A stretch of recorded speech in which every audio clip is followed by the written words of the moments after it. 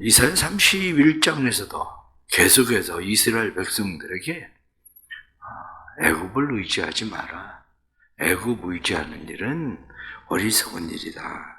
그러면서 오늘 성경에 나타나는 말씀을 보니까 말을 의지하며 병거의 많음과 마병의 힘이 많음을 강함을 의지한다. 이렇게 성경이 말씀하죠. 지금 말씀에 나타난 말, 병거, 마병, 이것은 한마디로 이야기해서 세상의 수단과 방법들에 대한 이야기입니다. 하나님이 아니라 세상의 수단과 방법들을 의지하면 2절에 나타난 말씀을 보면 뭐라고 되어 있느냐? 이 말씀에 그렇게 해봐도 여호와께서 지혜로우신 즉 재앙을 내리실 것이라. 하나님이 재앙을 내리면 막을 수가 없다는 겁니다. 그래서 하나님이 재앙을 내리면 말씀을 보니까 여기 악행을 돕는 자들을 치신다. 무엇이 악행입니까? 악행이라고 하는 것은 그 바로 앞에 나타나는 하나님을 고욕하는 일을 악행이라고 표현하고 있는 거죠. 하나님을 고욕하는 일. 그래서 그 뒤에 나타나는 말씀을 보면 무엇라고 말씀하느냐? 하나님께 돌아와라. 이렇게 하나님 앞에 돌아오지 않고 여호와께 구하지 않는 것, 그게 악한 일인데 만일 그렇게 하면 그 사람도 넘어지고 돕는 사람도 넘어질 것이다. 이렇게 성경이 말씀하고 있는 겁니다. 1997년에 샌디아고에서 39명의 사람들이 집단 자살을 했습니다.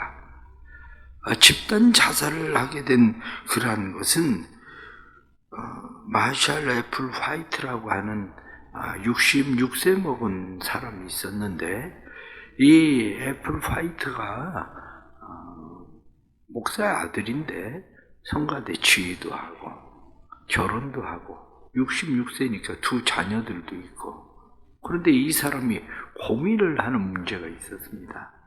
그게 뭐냐면 동성애 문제였습니다.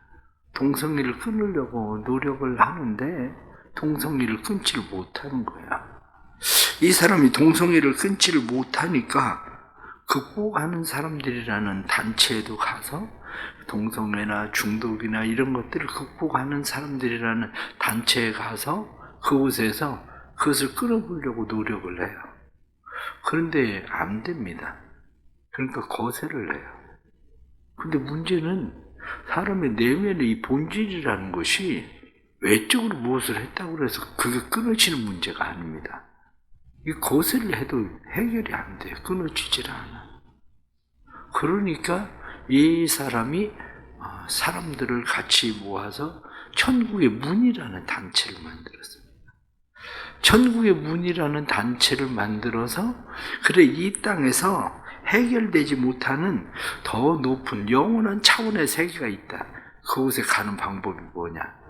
그럼 자살하는 거, 함께 죽는 거다. 그래서 39명의 사람들을 모아가지고 집단 자살을 한 거예요. 그런데 그 중에 3분의 1의 사람들이 거세한 사람들이었어요. 무슨 얘기냐?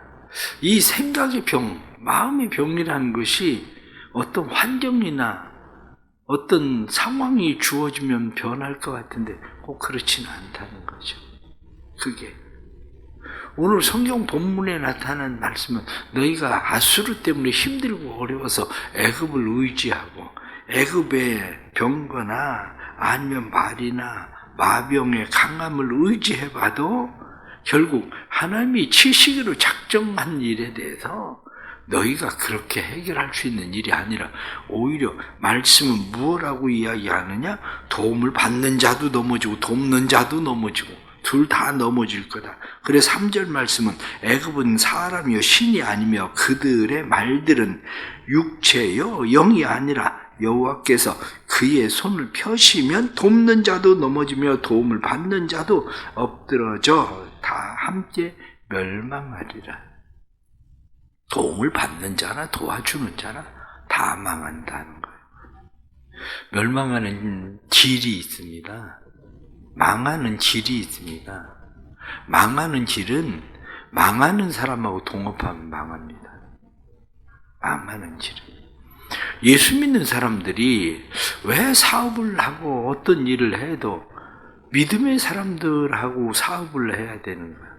그런데 꼭 예수 믿는 사람들이 쉽게 착각하는 것이 그 사람 교회 장로다, 신앙생활 열심히 한다, 뭐 이런 얘기 듣고 혹해가지고 꼭 그 사람들하고 뭐 사업하고 뭐 어떤 일 같이 하고, 뭐 심지어는 교도소 들어갔다가 들렁달렁 하는데 나와가지고 교도소에서 뭐 성경 읽고 변했다 뭐 어쨌다 그래가지고 또 사기치는데 또 거기 혹해가지고 또 빠져드는 사람들 의외로 많습니다. 근데 그게 망하는 방법이에요. 왜냐? 하나님께서 겉으로 보여지는 그거 생각하면 여기 나타난 말씀처럼 그건 병거나 마병이나 그것은 말들에 불과한 거지 진짜 하나님이 돕는 사람이 아니거든요. 그렇기 때문에 보다 더 중요한 것은 뭐냐? 보다 더 중요한 것은 내가 하나님이 돕는 사람 돼야 되는 거예요. 내가 하나님이 돕는 사람 돼서 나를 붙들고 있는 사람이 하나님 때문에 그 사람도 살아야 되는 게 중요한 거지, 늘 누구를 붙들려고 생각을 하고 의지하려고 생각을 하고 그 사람이 도움이 될까, 같이 망한다니까요. 그렇게 하면. 그래서 오늘 본문에 나타나는 말씀을 보면 하나님은 그렇게 말씀합니다. 내가 누군지 아니? 그러면서 자신에 대해서 하나님께서 4절 말씀에 보면 여호와께서 이같이 내게 이르시기를, 큰 사자나 젊은 사자가, 하나님이 자신을 사자로 비유하시는 겁니다. 내가 사자야. 나를 대적할 적대수가 없어. 이렇게. 사자라고 이야기할 때 사자는 어떻습니까? 천적이 없는 게 사자예요. 사실은. 그러니까 하나님께서 내가 사자야. 사자가 나타났는데 목동들이 몇 명 와서 뭐 떠들고 뭐 어쩌고 막 그런다고 그래서 사자가 겁을 먹을 것 같으냐? 그들 소리에 사자가 놀랄 것 같으냐? 그럴 일 없어. 이렇게 그들의 떠들므로 말미암아 굴복하지 아니할 것이라. 그 사람들이 그렇게 떠든다고, 목동들이 와서 몇 명 떠든다고 해서 사자가 굴복되지 않아. 내가 누구냐? 내가 사자야. 내가 너를 사자같이 도와줘야 되는 일이지, 이렇게 말씀하는 거죠. 그 뒤에 또 나타나는 말씀을 보면 5절 말씀에 새가 날개치며 그 새끼를 보호함같이, 여기 말씀에 나타나는 새는 뭐 그냥 참새나 이런 새를 얘기하는 건 아니겠죠. 여기 나타나는 새는 독수리를, 이스라엘 백성들이 새 그러면 강한 새, 독수리를 상징하는 거죠. 독수리를 보세요. 독수리를 보면 날개의 힘이 얼마나 날개의 힘이 센지, 심지어는 사슴을 붙들고 날아가잖아요. 날개를 막 퍼덕거리는 것도 아니고 날개를 그냥 천천히 이렇게 날갯짓 하는 것 같은데 사슴이나 양을 낚아채가지고 위로 올라갑니다. 그래가지고 밑으로 떨어뜨려 버려요. 밑으로 떨어지면 그 속도에 의해서 양이나 뭐 사슴이 떨어지면 죽지 어떻게 되겠습니까? 그러니까 내가 새와 같아. 그런데 그 새가 어떻습니까? 새끼를 보호하는 새. 독수리 둥지를 누가 공격을 하겠습니까? 독수리가 지키고 있으면. 그래서 내가 그들을, 말씀을 보니까 5절 말씀에 만군의 여호와가 예루살렘을 보호할 것이라, 그것을 호위하며 건지며 뛰어넘어 구원하리라. 말씀에 보호한다, 호위한다, 건진다, 뛰어넘어 구원한다. 여기 말씀에 뛰어넘어 이렇게 되어 있죠. 뛰어넘으라고 하는 것이 패스오버입니다. 유월절. 이스라엘 백성들에게 죽음의 사자가 뛰어넘어가는 것처럼 이 패스오버라는 말을 여기 사용해요. 그러니까 하나님께서 무엇라고 이야기하느냐? 나는 너희를 구원할 수 있는 사자와 같고 독수리와 같아. 그러니까 너희가 내게 거역하지 말고 돌아와라. 6절 말씀에 이스라엘 자손아 너희는 심히 거역하던 자에게서 돌아오라. 거역한다? 이게 배신, 변절 이런 거죠. 죄가 뭐냐? 여호와께 구하지 아니하고 하나님을 배신하고 배반하는 거. 이게 거역하는 거. 이게 바로 망하는 일이라는 거예요. 이게. 그래서 그 뒤에 나타나는 7절 말씀 보니까 너희가 자기 손으로 만들어 범죄한 우상, 금 우상 그날에는 각 사람이 던져버릴 것이다. 그렇습니다. 하나님이 우리의 칼이 되어 주셔야 하나님이 우리에게 은혜를 베푸시는 구원의 역사가 일어나야 된다는 거죠. 오히려 아수르가 칼에 엎어진데 사람의 칼이 아니라 하나님의 칼. 말씀에 그렇게 돼 있잖아요. 사람의 칼로 말미암음이 아닐 것이며 이렇게 말씀한 것처럼 사람의 칼이 아니라 하나님의 칼에 그들이 망할 것이다. 그러면서 9절 말씀에 그의 반석은 두려움으로 말미암아 물러가겠고 그의 고관들은 기치로 말미암아 놀라리라. 이는 여호와의 말씀이라. 여호와의 불은 시온에 있고 여호와의 풀무는 예루살렘에 있느니라. 사자, 독수리 그 이야기만 한 것이 아니라 뒤에 9절에는 여호와는 불이시다. 하나님이 불같이 예루살렘을 보호하고 지키신다. 이렇게 말씀합니다. 오늘 나타나는 이 말씀을 보면서 우리가 깨닫는 것이 바로 그겁니다. 아, 사람의 수단과 방법이 아니라 하나님의 방법으로 해야 되는데 근데 우리는 정말 힘들고 어렵습니다. 왜냐하면 내 나름대로 하나님의 방법으로 내가 뭘 하겠다고 열심을 내요. 하나님의 방법으로 하겠다고. 그런데 문제는 하나님의 방법으로 한다고 열심을 내는 것 같은데 안 되잖아. 나름대로 기도하잖아. 나름대로 말씀 의지하고 살아보려고 하잖아. 그런데 왜 나름대로 기도하고 말씀 의지하고 산다고 우리는 사는데 왜 안 될까? 바로 이 문제입니다. 왜 안 될까? 오늘 말씀을 다시 6절 말씀을 다시 보면 이스라엘 자손들아 너희는 심히 거역하던 자에게서 돌아오고 이렇게 되어 있습니다.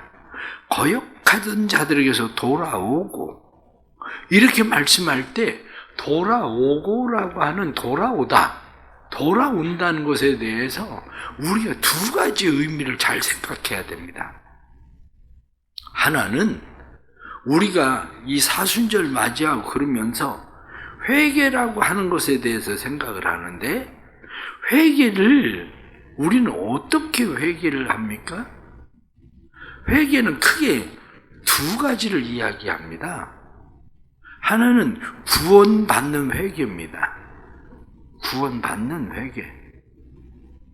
또 다른 하나는 성화의 회개입니다. 성화. 하나는 구원, 하나는 성화.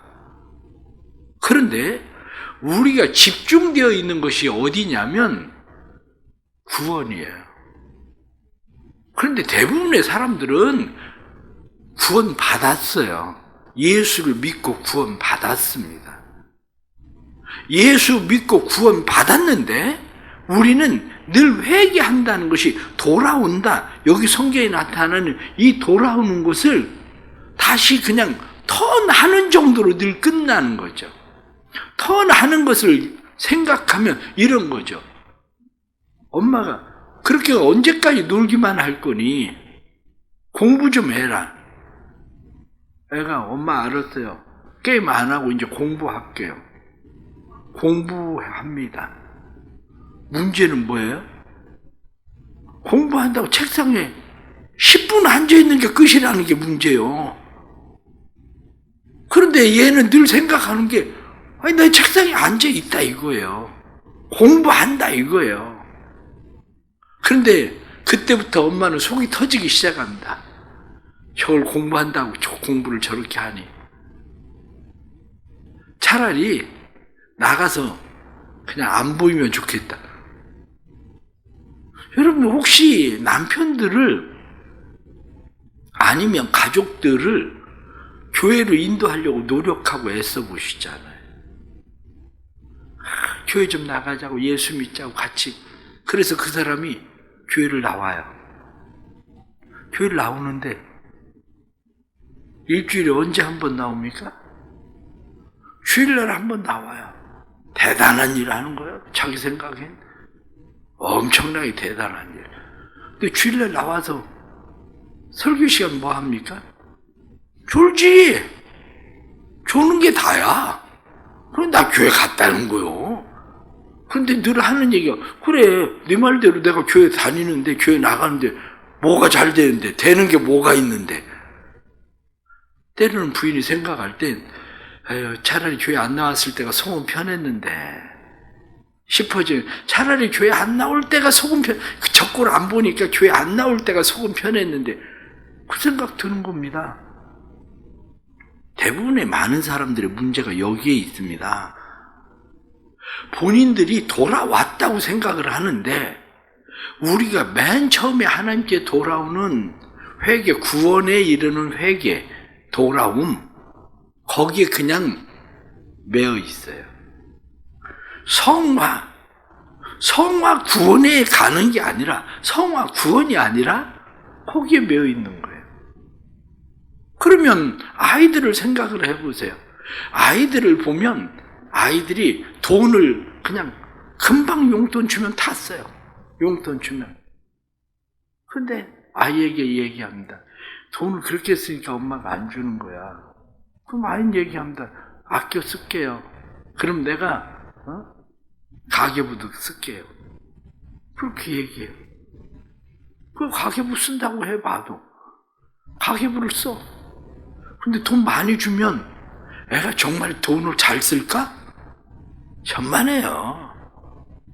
돈을 많이 준다고 그래서 돈을 이제 정말 규모 있게 잘 쓰지 않습니다. 더 망하지. 그럼 어떻게 돈을 더 줘요? 그럼 여러분들은 그러면 집에서 애가 그런다고 그래서 용돈 이제 계속 더 줍니까? 그런 부모가 어디 있어요? 마찬가지입니다. 하나님께서 우리에게 행하시는 일에 대해서 사람들이 잘못 생각하고 있는 것이 성화 구원에 대한 생각을 안 해요. 자기의 삶이 변하는 성화 구원, 정말 돈을 줘도 하나님 마음에 들게 돈이 사용되고, 시간이 주어지면 하나님 마음에 들게 시간이 사용되고, 그 생각을 해야 되는데 그게 아니에요. 교회 장로가 돼도 사촌 아들 결혼한다고 주일날 사촌 아들 결혼식에 가고 변하나? 안 변하잖아. 그런데 뭘 잘 되는 걸 계속 원하냐고. 세상 사는 게 그렇습니다. 착각하고 있는 거예요. 사람들이, 많은 사람들이 착각하고 있는 거예요. 그래, 하나님 의지하면 하나님이 도와주신다며. 하나님 말씀대로 살면 도와주신다며. 기도하면 하나님이 도와주신다며. 그런데 왜 안 되지? 안 될 수밖에 없지. 성화 구원하고는 상관도 없는데. 결론적으로 말씀을 드리면 그렇습니다. 말씀에 나타나는 것처럼 돌아오고 성화 구원에 힘쓰세요. 성화 구원은 하루아침에 되지 않습니다. 성화 구원은 끊임없는 훈련을 통해서 됩니다. 훈련을 통해서.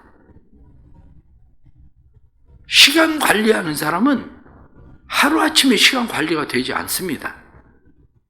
시간 관리하는 사람은 처음에는 시간 단위로 시간표를 짜고, 그 다음엔 분 단위로 시간 단위를 짭니다.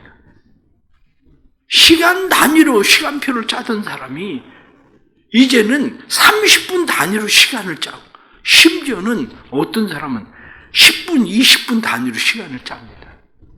세계적으로 유명한 사람들을 보십시오.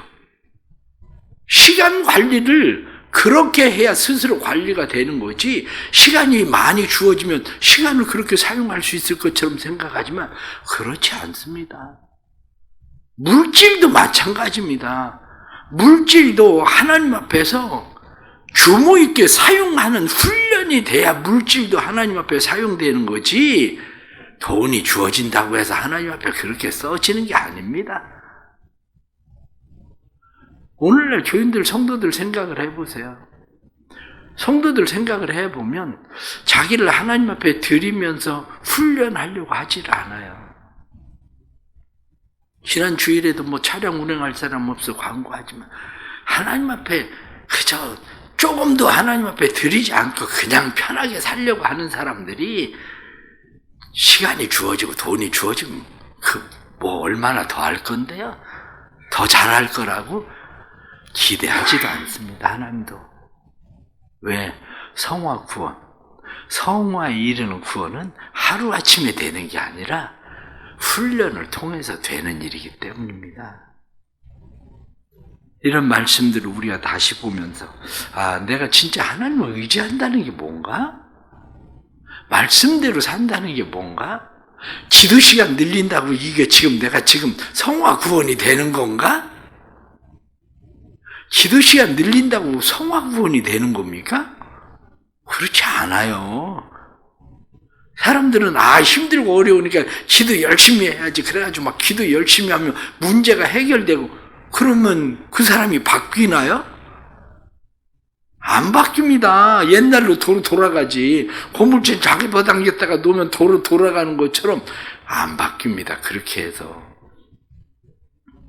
그렇다면 다시 생각하십시오. 하나님 앞에 돌아온다는 게 뭔가?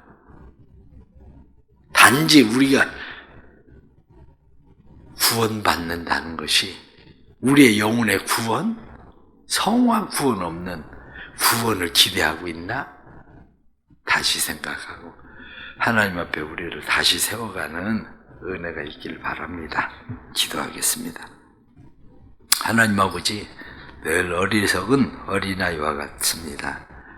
그래서 우리는 늘 내가 지금 하고 있는 일이 잘하는 것처럼 생각합니다. 집에서 공부해라 그러니까 책상에 앉아있는 것이 공부하는 것처럼 착각하고 있는 것뿐입니다. 여호와께 돌아오고 그러니까 내가 그냥 성경 읽고 기도 시간 늘리는 거, 그것이 하나님 앞에 돌아오는 일이라고 우리는 생각합니다. 하지만 하나님께서 우리에게 원하는 것은 구원, 성화 구원에 이르는 하나님 앞에 돌아오는 일이 우리에게 필요한데, 주님, 우리를 다듬어 주옵소서. 우리를 다듬어 주셔서 성화 구원에 이르게 도와주옵소서. 예수 그리스도를 닮아가는 삶으로 우리를 이끌어 주옵소서. 하나님을 믿고 의지하고 신뢰함으로 내 힘으로 되지 않는 성화가 예수 그리스도의 능력으로 성화되는 삶을 경험할 수 있도록 축복해 주옵소서. 사랑하는 성도들을 복되게 해주시고 이들의 삶에 하나님 은혜와 진리와 능력으로 함께 하시되, 여호와께서 이들에게 사자와 같으시고 여호와께서 독수리와 같으시고 여호와께서 불과 같으셔서 지키시고 보호하시고 책임져 주시는 하나님의 은혜의 삶, 예수님이 오신 것은 악한 자가 손대지 못하게 하려 하심이라 하신 대로 악한 자가 손대지 못하게 하시는 삶의 은혜가 임하도록 도와주옵소서. 사순절 기간입니다. 우리를 잘 훈련하는 기간 되게 하셔서 예수 그리스도로 우리를 훈련시키시고 예수 그리스도를 닮아가도록 도와주옵소서. 예수님의 이름으로 기도드리옵나이다. 아멘.